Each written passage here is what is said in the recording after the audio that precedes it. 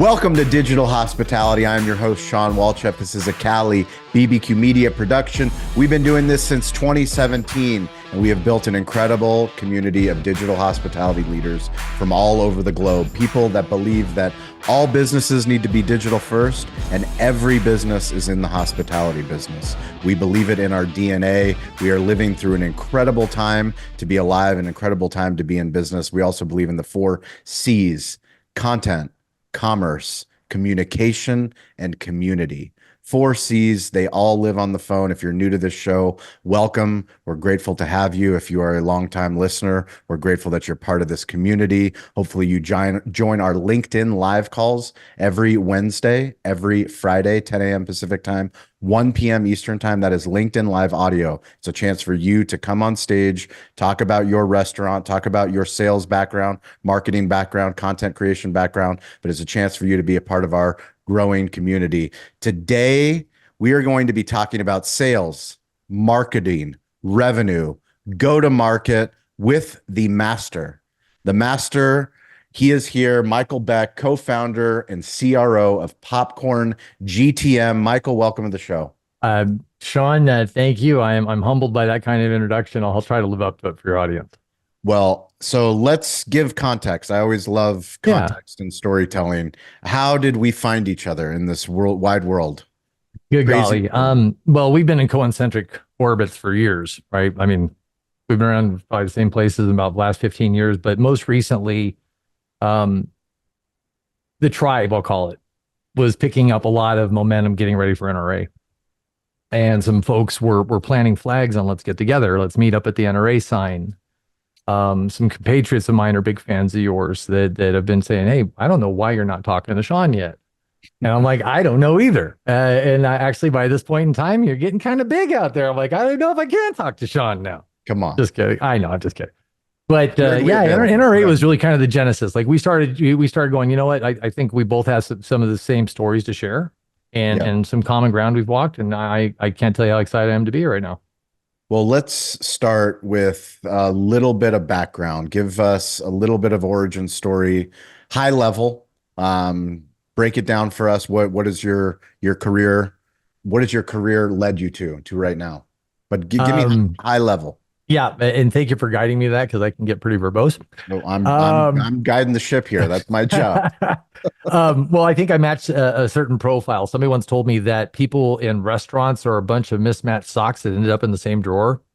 I'm a mismatched sock. So out of high school, I went to the Army just to get some direction and guidance and some discipline in me. I did the first Gulf War, which was fun. After that, I used my Army College Fund, went to culinary school and got my chef certification from Le Cordon Bleu.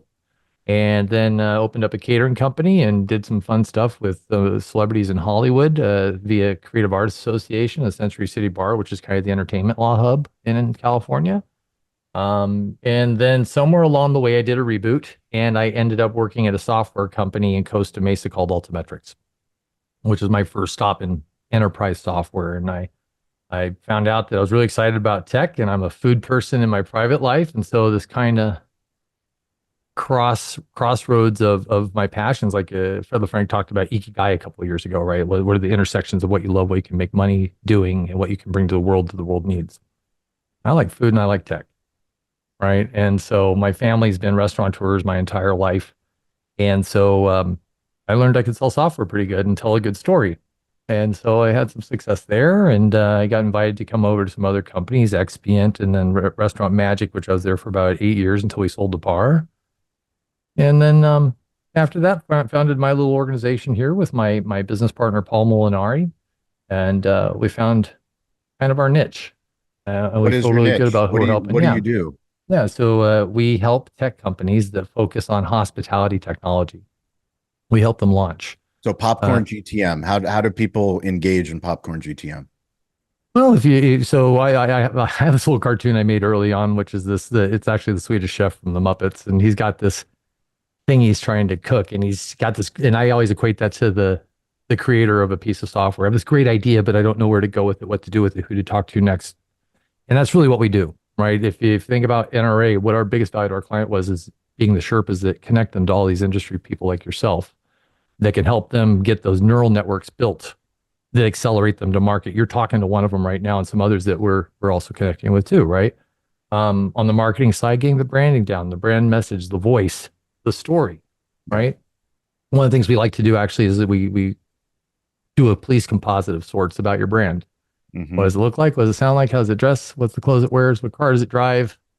Now let's watch that through the lens about everything we say through the brand. Does that brand talk this way? And your team gets kind of on board with it.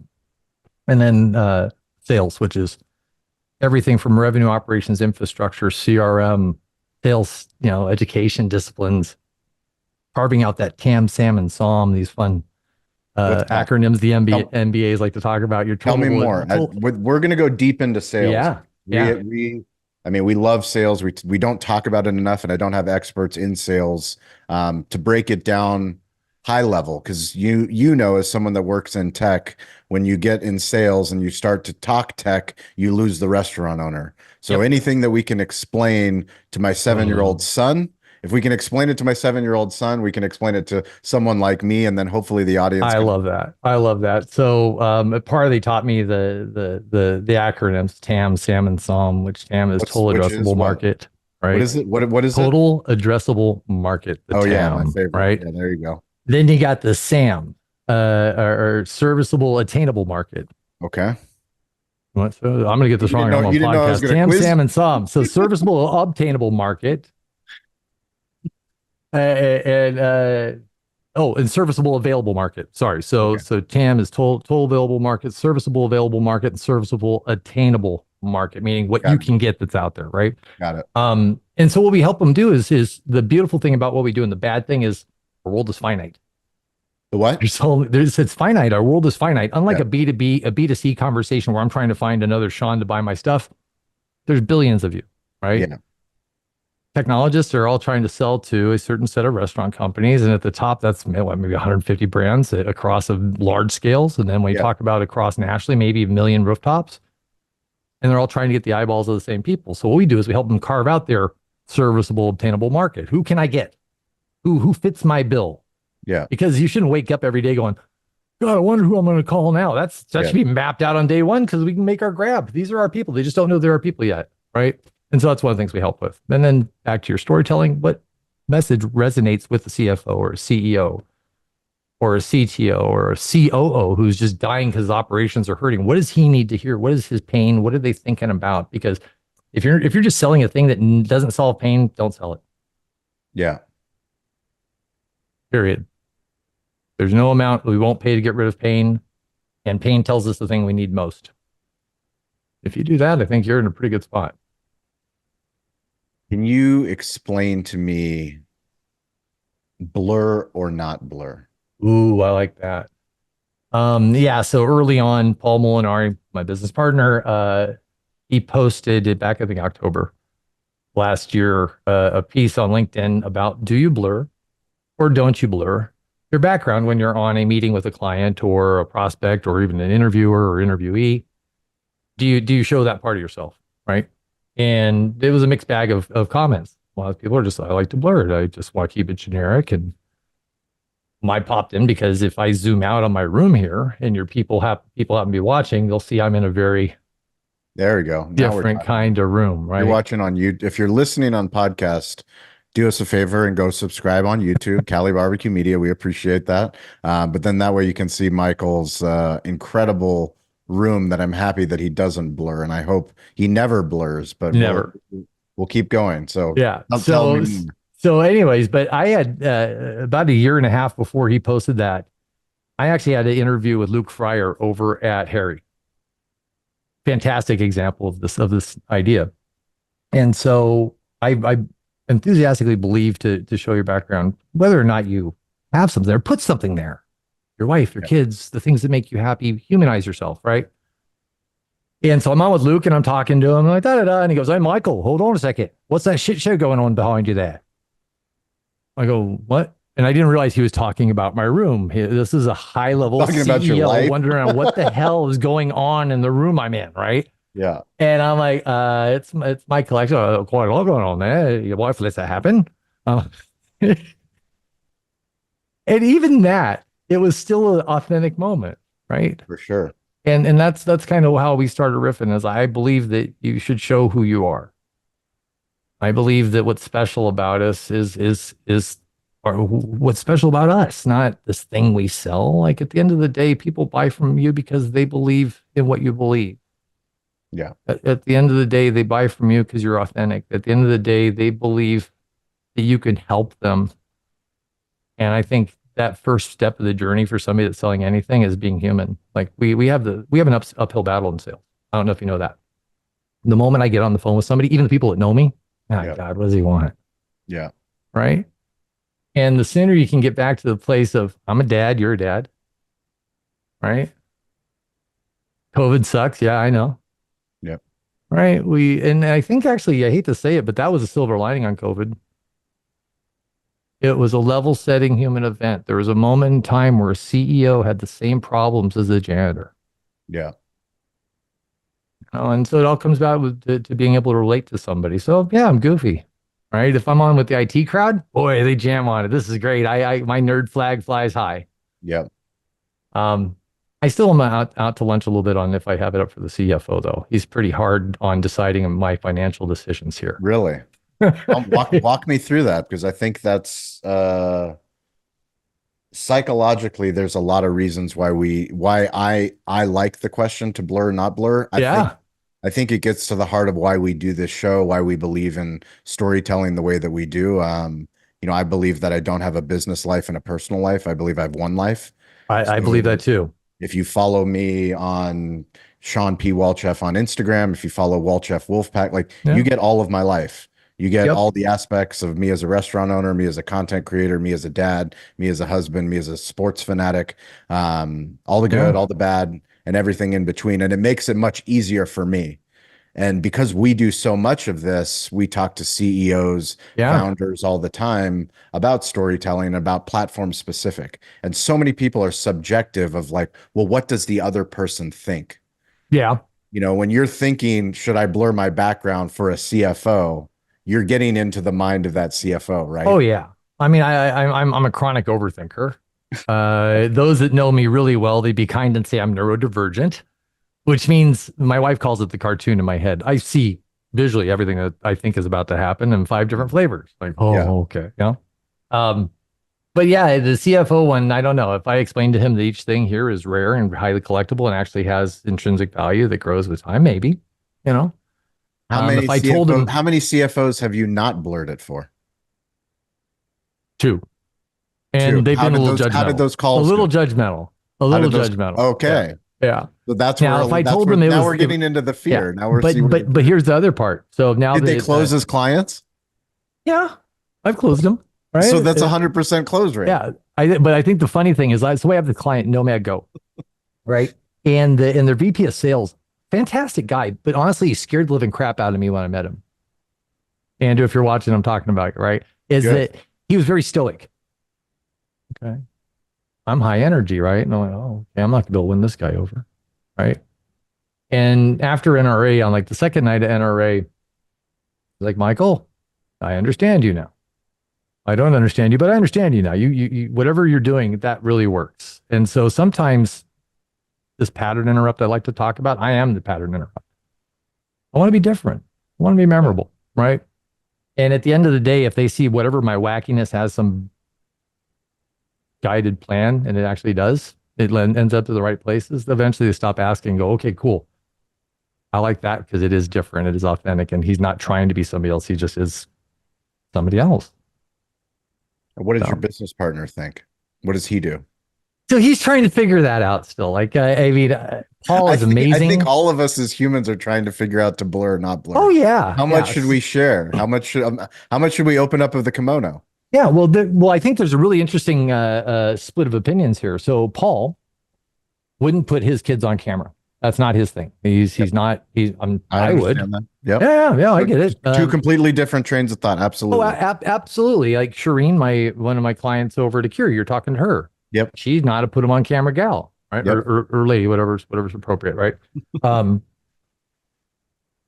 I've always been an open book about my life. When I tried to make my life better, when I went to lose weight, when I decided not to partake of drinking anymore, That whole journey, I told the world because I knew if I told them, I'd be accountable to myself. Yeah. Helped me. It was a tool, right? And I'm also really damn proud of my family. Look at us. Look how we're doing. We're growing. Everybody's healthy. Life is great. Yeah. If we're not doing this to celebrate that, why are we doing it at all? Where are you sharing? Which platforms? I'm a Facebook guy. For my personal life, Facebook. For my business life, LinkedIn. Right. I never got over on the whole Twitter thing. I think I missed the boat by the time it was that important, or maybe it's still important. I don't know. Yeah. The reality for what I do for my business, I don't really need to advertise that much. We balance a capacity issue with quality work, right? And so we're fortunate to be able to pick and choose what we're doing, but I'm not in the game of advertising right now. I just want to just be me, if we're friends on Facebook, cool. But you're in the game of storytelling. Oh, absolutely. And I got a lot of story to tell, right? Yeah. And it spawns it off. Like the other day I sent you, what did I send you? I sent you a picture or a video of what? Of your garden. An indoor hydroponic garden, like totally random. Amazing. Yeah, but it's random, right? But I loved it because I know you're a food person. Yep. Although I'm sorry, I'm going to say this for the whole world. I think the word foodie is terrible. I'm sorry, world. We all like food. Yes. Okay. And by the way, I'm not a breathy, but I also like to convert oxygen into carbon dioxide on a regular basis. Correct. Right. So, but the fact that we have a deeper love of food because we make it for people and like to serve people, I was like, dude, check this out. Right. I like to tell stories. I think ever since I was a kid, I want to do show and tell. You do that with your family and you do that with your kids. Yeah. Yeah. It's a way to learn. My wife likes to juice. So I said, well, let me grow you a garden of things you want to juice that you know where it came from, And there's always a sneaking suspicion one day that I might need my primal skills to get by. I came from a family of, be prepared. Hey everyone, Avi Gorin, CEO and co-founder of Marquee, and I want to talk about the customer journey for a second. You never know as a restaurant owner where your guests are truly coming from. End of the day, we do see some patterns around two types of search behaviors: direct versus discovery. Direct search, for an example, would be jumping into Google and saying Cali barbecue hours, right? I know where I want to go to eat, but I'm missing a key detail. I need a little bit more information. Discovery, which is the bulk of searches, is barbecue in San Diego, restaurants near me, takeout near me, right? One of the best ways to be found for more discovery searches is leveraging keywords. Reviews are basically free content for you to leverage. Think about keywords that are relevant to your brand, your location, and include as many of those in your review responses as possible, right? How can you go about doing this? Let's set up reports, utilize tools like Google Trends, find out what's going on in your area and how you can help leverage these keywords and review responses, because someone else is doing that, right? If you need some examples, you could do anything from including summer menu, gluten-free menu, leverage specific menu items like the dreaded and beloved spice pumpkin anything in your review responses, right? Let them know what's coming. Let your reviewers know something they should come back and try. And of course, if all of this just seems overwhelming and daunting because you're already running a restaurant and have enough on your plate, just leverage the team at Marquee to do this for you. We handle all of this. We're experts in this space. We can automate this so it's just another item that you are taken care of. Again, that's marquee.com, marquii.com. No you. However, we did recently buy marquii.com. So if you do misspell it, we got you. You'll still find us. We can still help you. The results are in. National Restaurant Association show. Kyle and Sarah and myself, we were at the Davos sales tax booth and we were polling restaurant owners on the floor. This was a very unscientific poll, but the results are resounding. Restaurant owners do not like sales tax. Nobody likes sales tax. Doesn't matter what business owner you are, small business, big business. Davo automates the sales tax process. We are so grateful that Davo is the sponsor of this show. They automate sales tax at our Cali barbecue restaurants. It is $50 a month. It integrates with all the major point of sale partners, including Toast. So if you want to sleep at night, if you want to not worry about sales tax, go to Davo, check them out, Davo Sales Tax. Let us know how they're helping automate your sales tax in your restaurant so that we can share your Davo story on digital hospitality. Let's talk about sales. Yeah. Let's talk specifically about the advice that you give to small organizations and larger organizations. Okay. Bring me into what do you look for in a sales leader? What are the qualities? Oh, wow. That's not the direction I thought you'd go. I love that. Creativity, one, that nothing is the same every day and not one size fits all. I want somebody that if I look for a sales leader, I want grit. It's going to be hard. It's going to be hard every day. It's going to be harder some days than you ever thought it would be. And the only thing that gets you through is grit, right? I hate to say it's boilerplate, but it has to be, integrity has to be boilerplate. It has to be built into it, right? I think somebody that is an athlete. And what I mean by athlete is what's the common, you said you're a sports fan. I can't claim it. Everybody listening will go, yeah, Becky, you're not allowed to talk sports at all. I love it when the Lakers make a googly and win Quidditch. Yeah. You know, it's great. Keeps me about as qualified as your Marvel universe behind you. Yeah. I don't even know if that's Marvel, but that's It's about a whole mix. It's a mix of things. But yeah. Anyways, now I lost my track of thought. No. As far as quality, athlete, you're looking for the athlete. Yeah, I want sales athlete. But what do athletes know? They know their numbers. Yeah. Stats. Yeah. I know my stats. Yeah. How fast, like an athlete, how fast do you do the 100 meters? How far do you do the 300-meter medley? Whatever your numbers are, you know them down to the microsecond. Yeah. So a sales athlete, what's your target this year? You know, if my personal, it's $650,000. If it's for the organization, it's 4.5 million. Oh, okay. And how many rooftops do you need to get that? Well, approximately, if we're selling at $200 a location, then I have to get roughly 300 rooftops in place that are going to be building. Oh, you know all the things that need to happen. Mm-hmm. Not, yeah, I'm going to hit some groovy number and we're all responsible for it. No, we're not. That's terrible. Yeah. Guess what? If everybody's responsible for it, then nobody can be accountable for it. No, we all failed, I guess. It's like saying everybody's an outfield. Here's another sports analogy I'm not saying. And the ball drops. Because there's so many people in outfield that don't know even their position. Yeah. Right. So yeah, I think sales athlete, that's a big one. And not many people talk about it. I know when people used to advertise for salespeople, say, we want sports minded, but it was more for the idea that they're competitive. Yeah. Which is good. Right. But I imagine at this level, somebody's got to be real competitive to be here. What kind of tools do you see successful salespeople using in tech, specifically restaurant tech? Well, I think LinkedIn is here to stay for the foreseeable future. It's the world's biggest trade show, and it happens every day, all day long. It's great. I love that. If you're not using it, you're wrong. I think AI is the second. If you're not using it, you're wrong. Now, I have some recent examples of this one that really kind of chapped me on it. So AI is great. And to me, it should be the equivalent of the 1950s, excuse the sexist overtones here, secretary. Hey, secretary, please go, type up the Baker report, get what Bob, Jim, and Ted said about it, roll that into a thing. And also, can you remind me to send a birthday card to Dave over at that company's business so he can feel celebrated? Okay, that thing comes over to me. I look at it and I go, what? All right, let's change this, proof it. Let's make this right. Let's make this mine and send it out the door. Right? Yeah. I'm seeing people that go to the thing, send the prompt. The prompt is literally the header for the document, and they didn't change a damn thing in their document. And the problem is they don't know that people have been using this long enough to go, hi, ChatGPT, how are you? Yeah. In a world of, right? In conclusion, like all these, there's signatures all over the stuff now. And it's like being able to look at a picture and know now emphatically it's AI because something is just blurry and smudged and not right. Well, it's not, it's the AI image versus, I think of it as stock images. Yeah, it is. So many people in the world that we're in the content creation, they go, oh, great. We're going to use AI to fix all of our content problems. And that's not the problem. The problem isn't getting copy written and posted.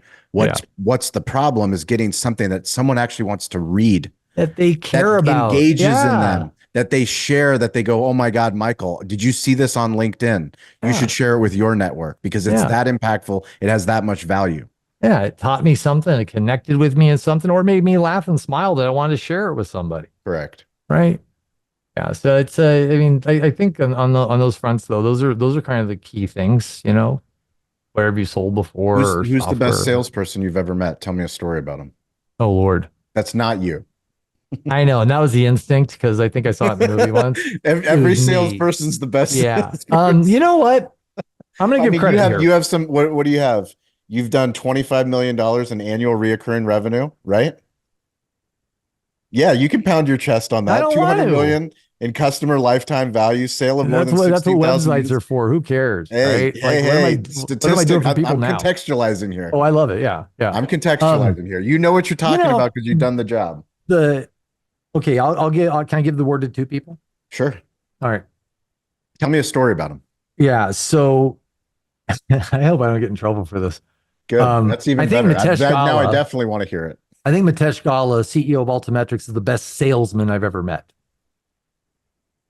Mitesh. Mitesh. Okay. Why? A lot of us on this know Mitesh, right? I think he paints a really nice picture. I think he does a really good job of connecting people with the solution in pain. I think he takes people on a wonderful and smart voyage that drops them along all the vistas and stops along the way that cumulatively lead to what needs to happen. But sales isn't just I'm talking to Sean, Yeah. right? Sales is, especially enterprise, it's how do we, you know, divide and conquer? How do we turn into the tribe to take down the elephant? He's really good at that. You get on that guy, you get on that guy. Let's boom, boom, boom, boom. Orchestration, right? He'll tell you he's not a sales guy, and I will tell you right now, Mitesh, bullshit. Mm-hmm. If you have to beat me out, go ahead. I'm sorry. No, this is digital. Yeah, it's all right. I was actually full language. I should have put some voice effect on that with some reverb. All languages are appreciated. But no, I think Mitesh is extremely smart. I think, you know, he is Machiavellian in strategy when it comes to looking at the big picture and making things happen. He taught me a lot of that. So yeah, I think the best salesperson I ever saw, you know, when we did Taco Bell and we went in there together, this was, you could have written a book on how it all went down, and we won that account, you know, because of that. Did you use LinkedIn at all? Yes. Yes, I did. Now this is the early years. So for me, this is about, I want to say 10 years ago. Wow. That's LinkedIn early. Yeah. Yeah. And I actually stole from a lot of people as I built my LinkedIn. Yeah. I stole.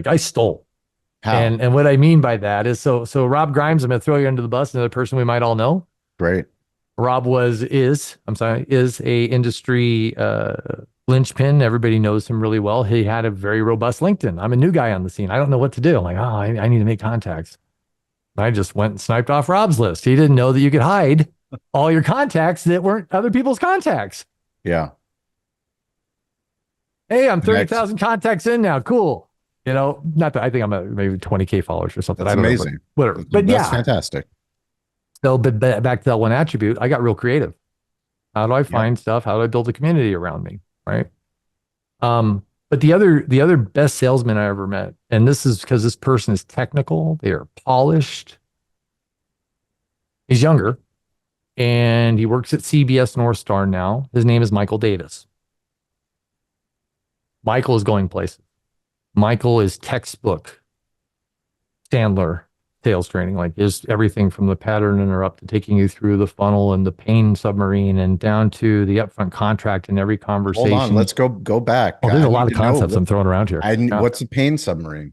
Yeah, so it's really, you know, if you look at the journey a submarine takes underwater, if they're going through this layer that is pain, the first thing you're trying to do is uncover all the layers of pain you're going to travel through that will lead you to what the sale is.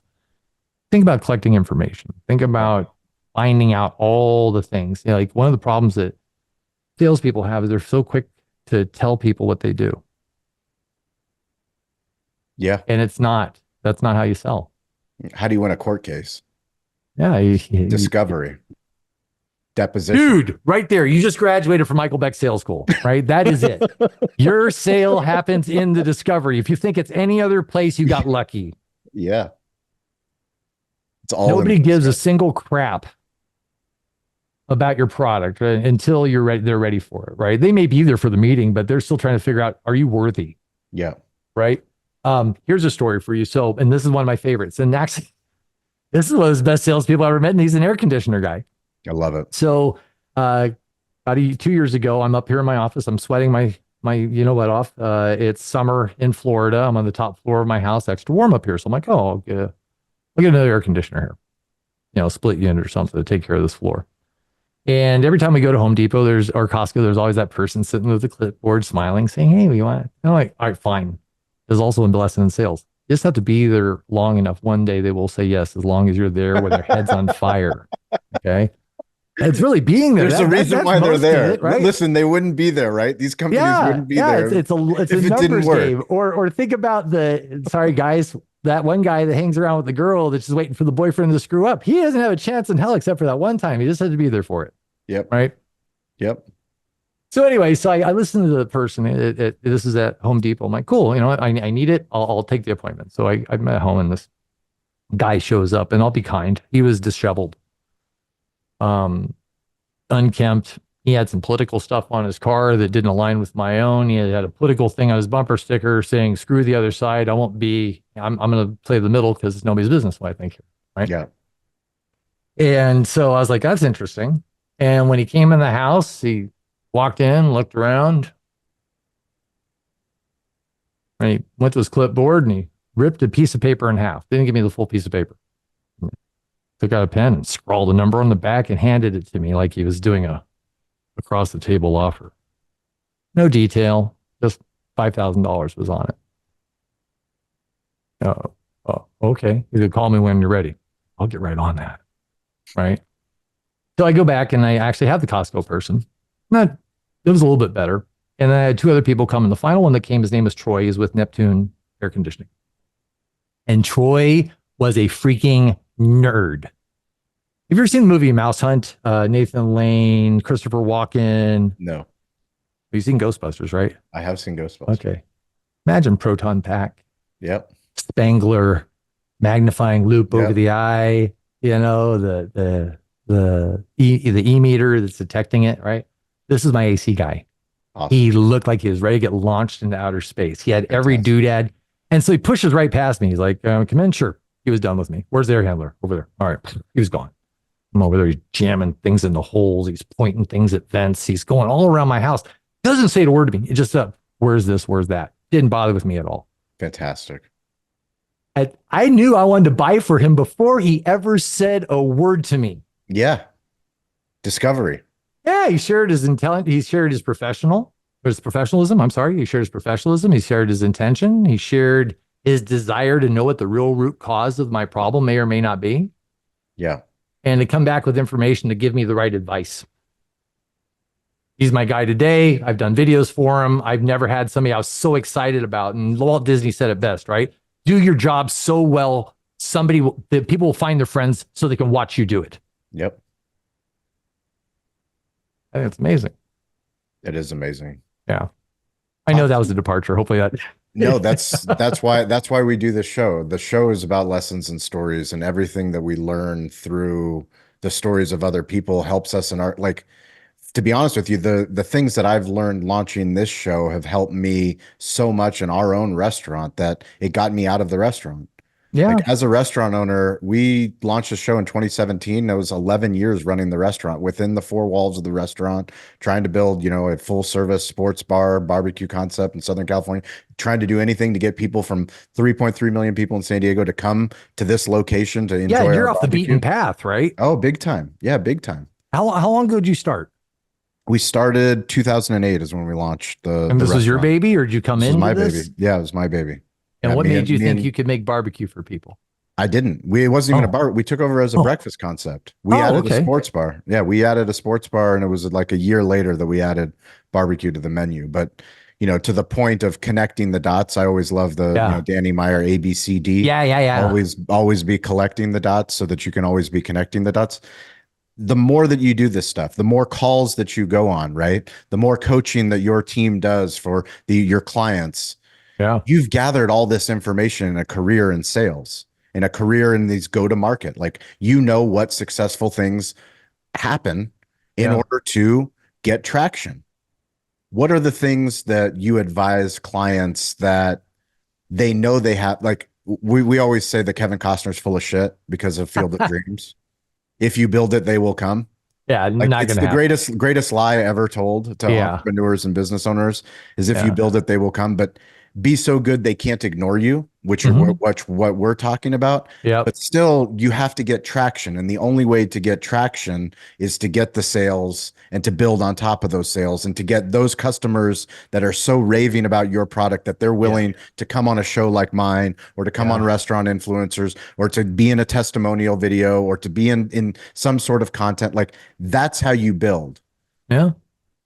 For you, what do you think on the marketing side? We've talked about sales. Yeah. Bring me into the marketing and branding. Well, we're going through this right now with a couple of our clients, right? So Akira used to be a company called Black Ninja. And nothing really changed about it, but we're sitting there one day and it's a husband and wife couple that are the founders. And Shireen is kind of the guide holder. I mean, they're both amazing, but she's more the figurehead for this.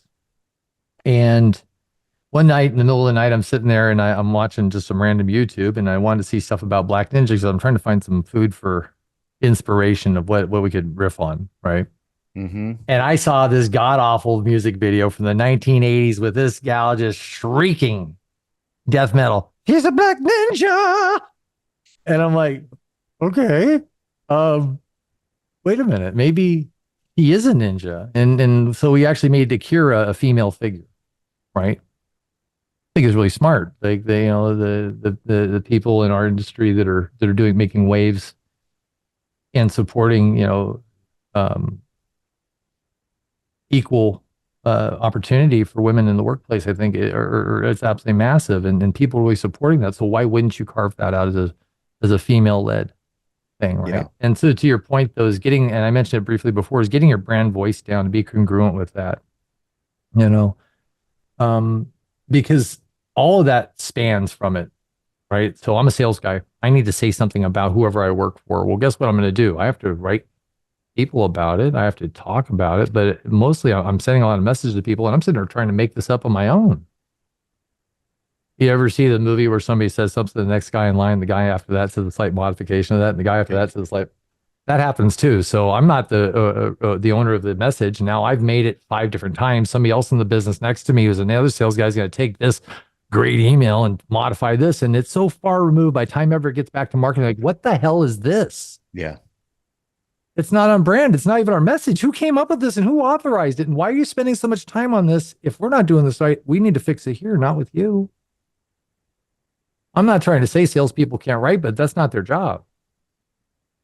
Yeah. What's interesting for me talking to someone like you is we work with so many companies, their sales teams and their marketing teams. Yeah. And the best companies that we work with understand that the sales process, the marketing process, the content process, and the brand, it's all one ecosystem. Yeah. Like it's all the gears. further removed everyone is, the worse off the organization is. Yeah. Yeah. Because we're all talking about the same thing. Yeah. But the problem that, one of the biggest problems that we see is that marketing people disrespect the problems that salespeople encounter, those pain points that we're talking about, that pain submarine. Yeah. If a bunch of people that are in a sales organization, they feel this pain submarine and they have actual text language from what restaurant owners are saying to them over and over and over. And that then needs they to be send the product and marketing. that needs to go into content. We need to make a frequently asked video that's addressing this pain point. But sometimes marketing people are like, well, that's not sexy enough. Yeah, it goes the other way around too, right? I hate to say it, there's an adversarial relationship in most companies, right? Yeah, right. Sales undervalues marketing, marketing undervalues sales, and sales screws over ops because they sell deals and they throw them over the fence and run away in the night laughing, counting their money. Yeah, right. This is a common malady, and it's all kind of solved by the same thing. If sales is adopting the message and what we do, they're not going to throw crap over to operations because we've already said what we do, and we're not going beyond the painting outside the box. And if marketing gave love to sales going, yeah, your job is hard and you're eating crap all day long, we get it, but tell us stuff that we need to know so we can make this better for you or inoculate the problem or create a vaccine, so to speak, right?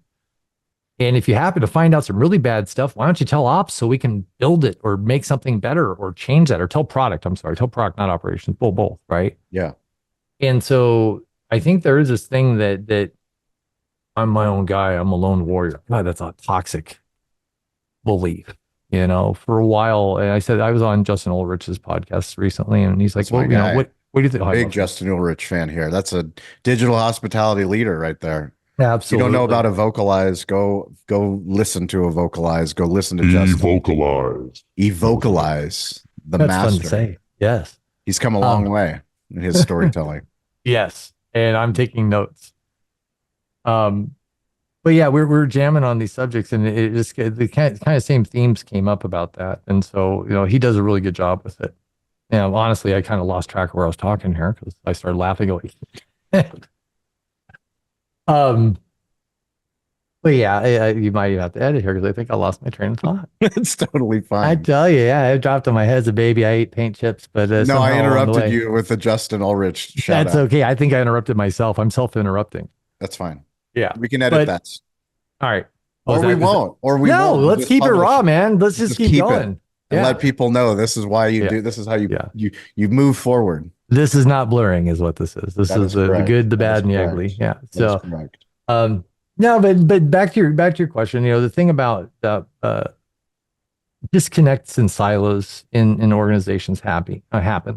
And so then what happens? So marketing goes, well, screw those guys. I'm not going to talk to them anymore. I'm just going to give them my stuff and they can do their own thing. And sales goes, well, screw them. I'll use some of it, but I'm not going to talk to them about any of the other thing. And then operations over there just groaning, going, God, why didn't they take care of us and hand over the stinky thing? And now everybody hates on everybody and everything's changed. Yeah. Right. Tear down barriers, tear down walls. Like when I got brought on and promoted at Restaurant Magic, the first thing I did, because there was a known problem between us and operations and sales, I walked over and said, I don't know what the problem is, but we're going to sit down and we need to fix this right now because I'm not going to have a unfriendly relationship with any part of our company. I want to make sure that we are one of your best experiences, not the thing you dread, because we're the engine. Right? Hard conversations. That's what it all boils down to. If you have a problem, talk about it. Yeah. With your customers, with each other. I don't know. Sometimes it's too easy to be nice. At what stage are you no longer going to market? That also is an interesting, it's kind of a loaded question. So so you can be a startup. Like here's the damnable thing. You know what the biggest startup on earth is? The biggest startup? They'll tell you right now they're still a freaking startup. Amazon. Ooh. Yes. Day one. Yeah. I guess they could use my services. I'm going to call them up. Steve Ellison, if you're listening. Oh, Steven, I know you don't go by Steve. Let's get together. I can help Amazon. There you go. But jokes aside, everybody's in some journey to market. Whether they're arrived, I guess, is kind of up to the company. But my specific example, Restaurant Magic and Crunch Time to us, the battle of the ages between the two. And Paul was on the marketing side. I was on the sales side at Restaurant Magic. He was Crunch Time's marketing. And it's this thing where it's really hard to put a button on what I was about to say. I'm having a morning. I am having an absolute morning here. I had this great example here and I lost it again, man. A lot of stuff in the old duder's head. And there you go. I feel like Danny DeVito in Always Be Sunny, like just a meandering point that didn't get somewhere. We'll edit. Please do, because that was terrible. We can edit. Thank you. That was dog shit. That one I won't take. That was absolutely god awful because I was actually onto something really great. We're talking about go to market. Thank you. Yes. All right. So yes, keep it or lose it, whatever. So both the fucking companies were 10-year-old companies that were startups still. Yeah. They had no idea they were still startups. They behaved like a startup. They acted scrappy like a startup. They didn't even treat themselves as a big company yet. Yeah, we don't sell those size deals. It's not really a fit for us. And then somebody said inside, let's do something different. And they tried and it worked. And so go to market is where you are. I hate to put it in a fuzzy, but in your heart, like where am I as a company right now? Like if I talk to Zach Oates at Ovation, right? From the outside, meteoric, he's blasting off. If you talk to Zach, I'm going to market. Yeah. Depends on who you talk to, right? But I would say that the questions you should ask yourself are more, am I going to market if, or like, if the following things are true, you're probably going to market, right? If the following things are true, if you're not sure who you are yet, okay. If you're not sure who your customer is yet or how to get to them, if you're not sure of the ways to say that to them, that yield the conversations you're looking to have and the results you're looking to have, you're probably going to market. If your investor conversations aren't working out, or you're in investor conversations when you're going to market, but if your conversations aren't working out the way you want, you need to figure out some things so you can finish the journey. You're not going to bring on the investors you want. You're not going to have the sales you want.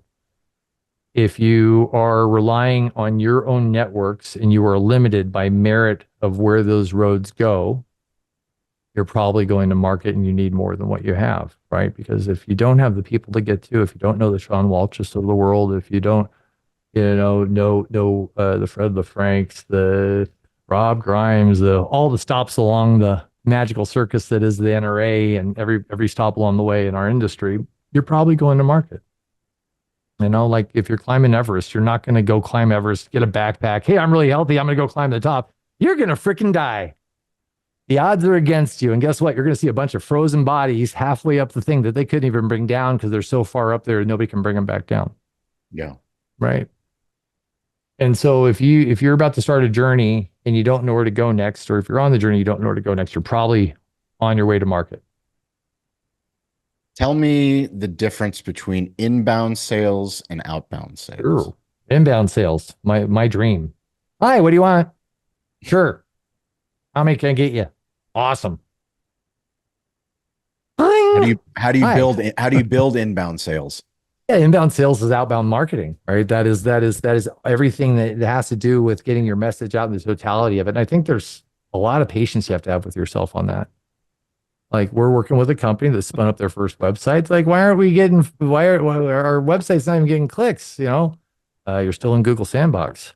Yeah. They're not going to let you out of it yet, right?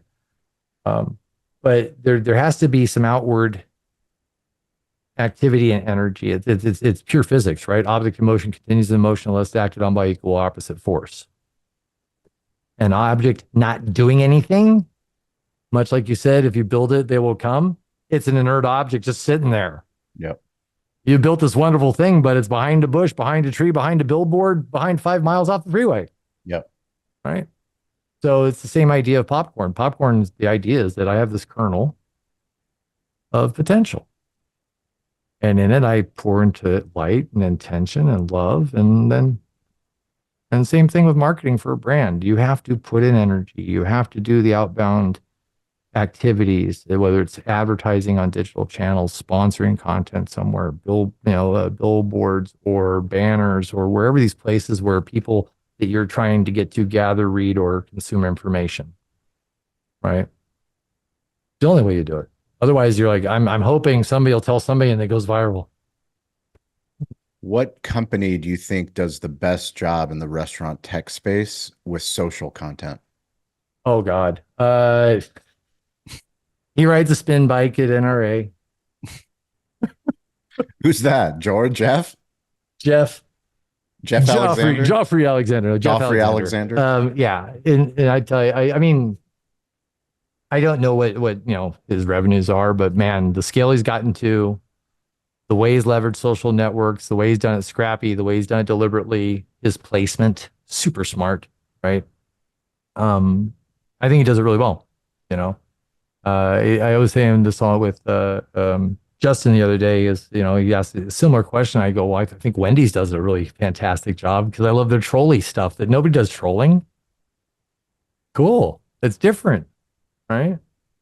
Yeah. So yeah, that's your outbound or yeah, your inbound because you've generated all this, but it's still some narrative waves that have to come back to echo back to you, right? Yeah. Outbound is pure grind. Boop, boop, boop. Mailers, trade shows, anything to do with reaching beyond the four walls. Doesn't outbound also include social now? Outbound. Yeah. I mean, so outbound marketing is outbound marketing, but outbound selling.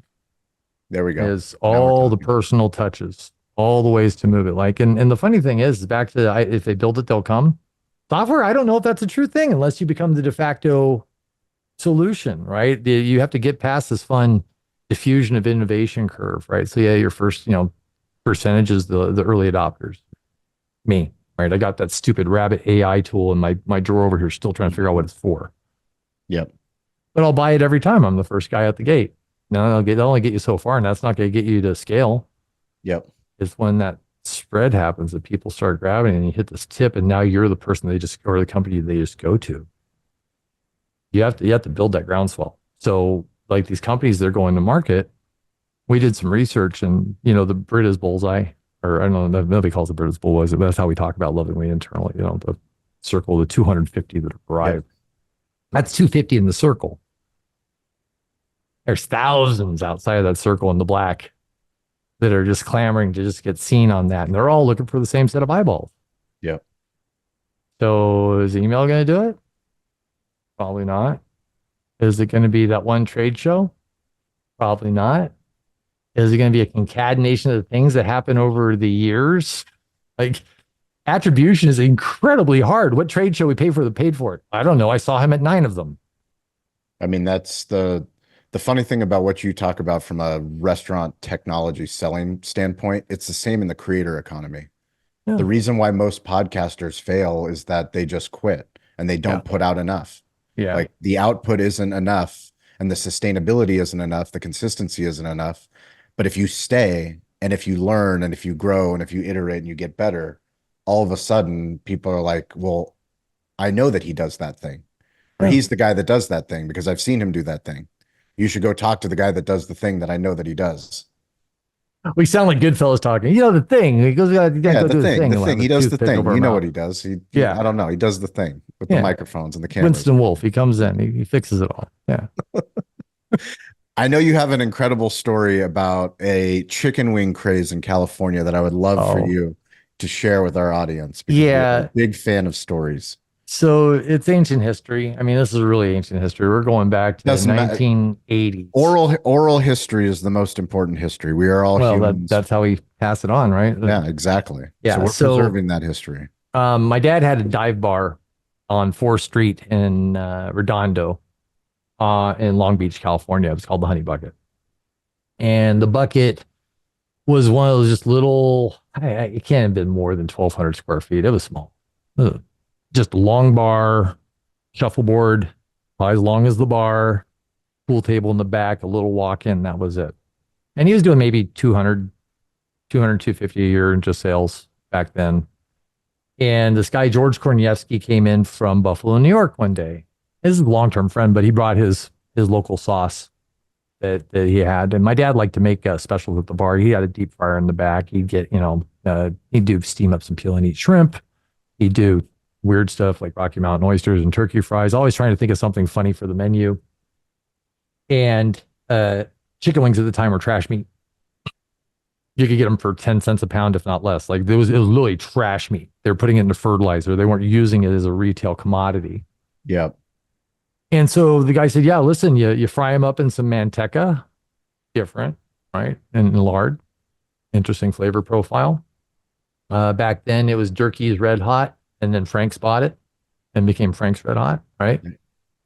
Apple cider vinegar, some other things in there. It's still our little secret recipe. His sales went from 250 to 1.5 million. Stop. Yeah. 1.5 million out of 1,200 square feet. Yeah. Come on. Yeah. He had takeout business. There was no apps for that. He had lines out the door. People were going nuts. In fact, to this day, there's a reputation for that little hole in the wall bar and the chicken wings there. And so back to your thing. So that my dad started the craze in Long Beach.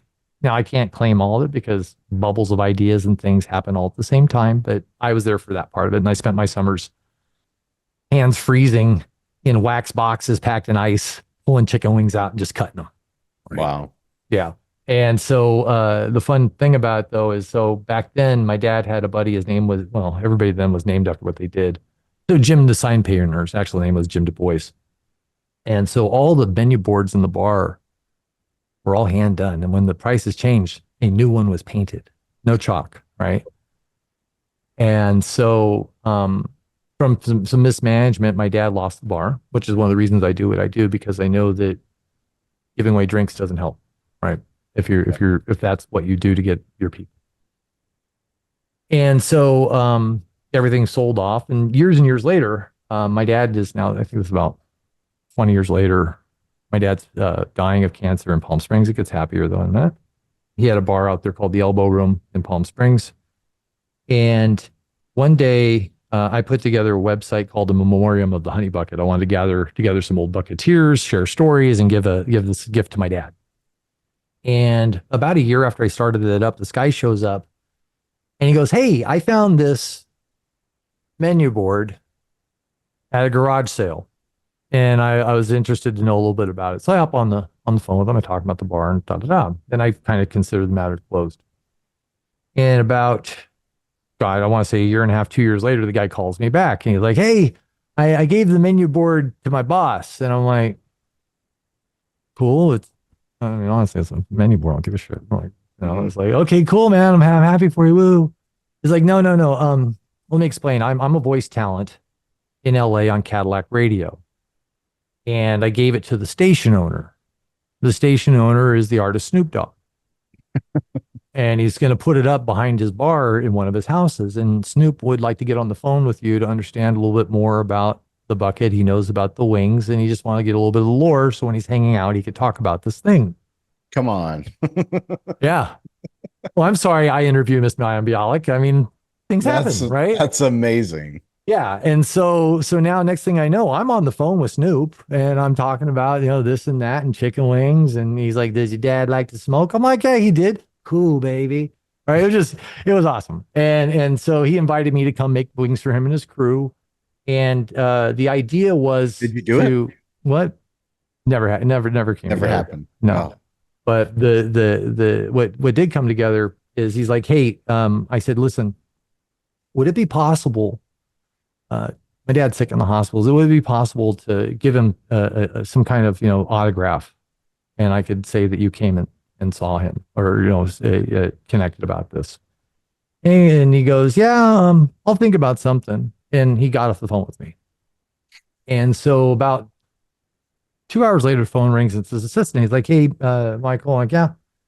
Well, Snoop doesn't really like the idea of signing an autograph for your father. He'd rather do this.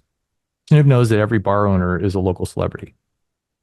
He'd like to go to the hospital, meet your dad, and have him sign the menu board." No way. Yeah. Really? Really. Now here's the problem. I call my dad. I am so excited. "Hey, Dad, you won't believe it. Snoop Dogg is going to come to the hospital, visit you, and sign that menu board I told you about." He's like, "Is that the black guy?" Wrong audience. No. He just didn't know who he was. This wasn't any kind of racial term. This Yes. was just, he didn't Yes. know who Snoop was. I'm like, oh. So I called back and I said, "Hey, that's a really gracious offer. The unfortunate thing is he's just not going to know the value of what's happening right now, and who you are." And he goes, "Okay." And then he just sent that little video that I sent you. That's awesome. The Get Well Soon video. And so, cool. I think it's great though. Like it's just such a great representation of who we are, who we want to be as a people, as a community, especially in hospitality, right? Like we show this love to people every day. And we hopefully give great experiences, right? I remember my dad yelling at an old lady when we had our restaurant where we lived above it because something was wrong with the food he'd prepared. And that wasn't his best moment. But I think over the course of his career serving people, he made a lot of people happy. He created a lot of memories. In fact, after he passed and I went through his drawers, and as one does, it was thousands, man. I mean, there's not tens of thousands of pictures of every happy fan, of every person that came through, of every softball game that was sponsored, of every event, of every Halloween, of every bus outing, of every Oktoberfest. It's amazing. He built a family around him of people that love him. And to this day, still talk about that fun they had. And it could be the memory, it could be their youth. But I guarantee if they close their eyes, they smell the wings and the sawdust and the stale beer. And they're there right now. It's awesome. That's what we do for people. So what we do for people is we are going to lay out a challenge.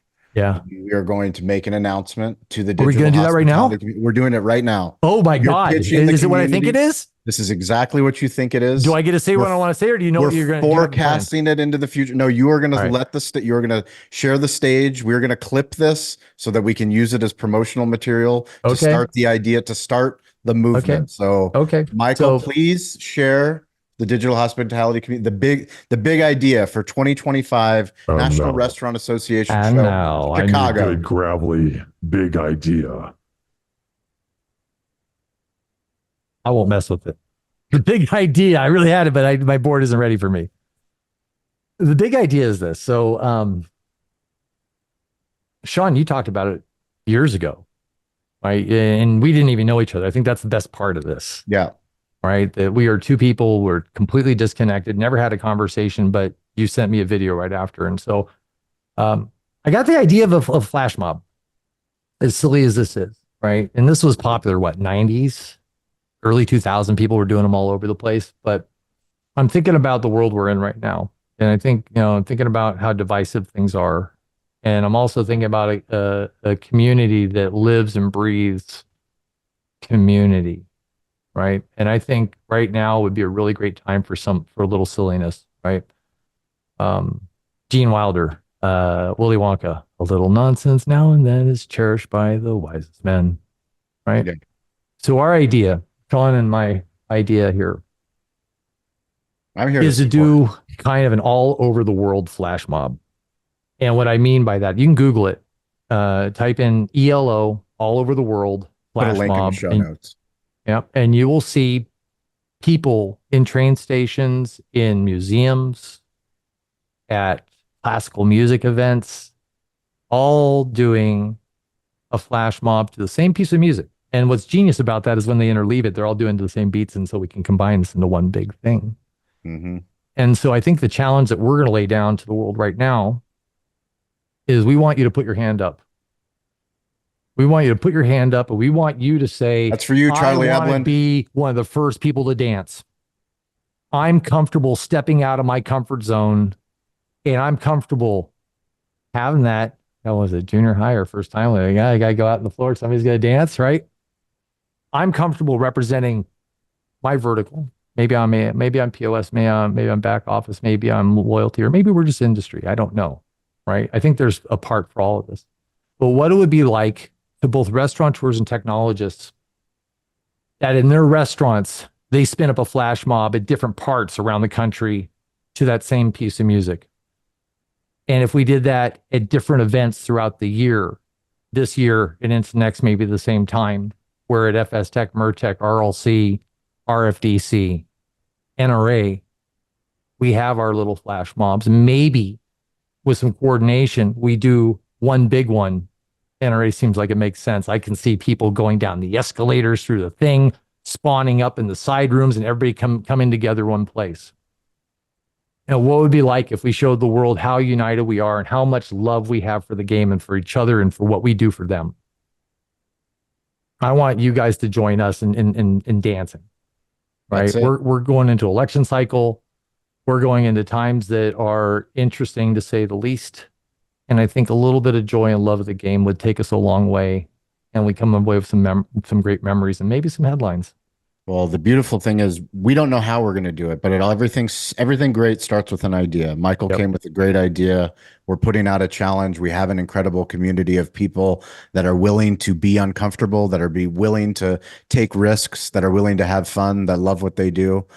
We know so many more people are going to be going to Chicago next year. Every year, the show seems to be building momentum on all platforms in real life. It's really, really cool. Yeah. Michael, I love what you guys do. If people want to learn more about Popcorn GTM, well, if you want to get involved in the flash mob, join us on Digital Hospitality on Wednesdays and Fridays on LinkedIn Live. So if you need a connection request, just send it to me on LinkedIn at Sean P. Walchef. I'll send you a link to the room, but you can follow Cali Barbecue Media on LinkedIn. That's where we post all the rooms every Wednesday, Friday, 10 a.m. Pacific time, 1 p.m. Eastern time, 6 p.m. London time. No matter where you are in the world, digital hospitality leaders everywhere.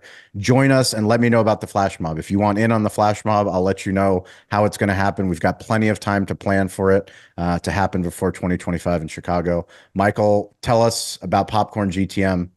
How can people find out more? Yeah. So, I mean, clearly you can find us on LinkedIn under Popcorn GTM. We do some Facebook stuff. You'll find our content on YouTube. If you want to look at our webpage, it's popcorngtm.com. But you can reach me at mbeck@popcorngtm.com. I'm happy to connect with anybody, even if you just want to jam, talk shop, and see where it gets you. Not everything is a selling conversation. I like to make friends. I like to see how I can help. And if I can't help, I can usually hand you to somebody that will. So let's talk. And what size organizations are typically in your avatar? Yeah, everything that's well, I would say that you have some funding, right? You're not a mega. You have some fun. I literally, dude, I kid you not. I kid you not. Okay, tell you what, I want to do it, but I won't pay it for 6 months. I'm like, why? Because we don't have any money right now. Yeah. Right. So you have some money, right? You have some money. You've got. At the end of the day, though, we have to understand and believe you have a product that they can get somewhere. We'll tell you the good, bad, and the ugly of what you do.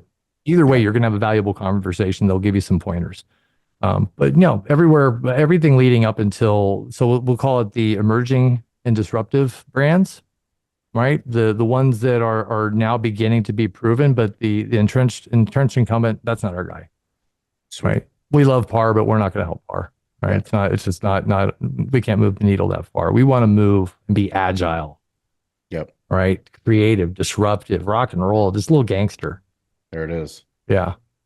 Michael Beck, Popcorn GTM. I appreciate it. I appreciate the challenge. Thank you for including the digital hospitality community. Thank you for coming on the show. Can't wait to do some more great work together. Please reach out to him. Please reach out to me. I'm weirdly available. Please share the episode with a friend. Please subscribe on YouTube. Do all the things. We are grateful for you. As always, stay curious, get involved, and don't be afraid to ask for help. We'll catch you guys next week.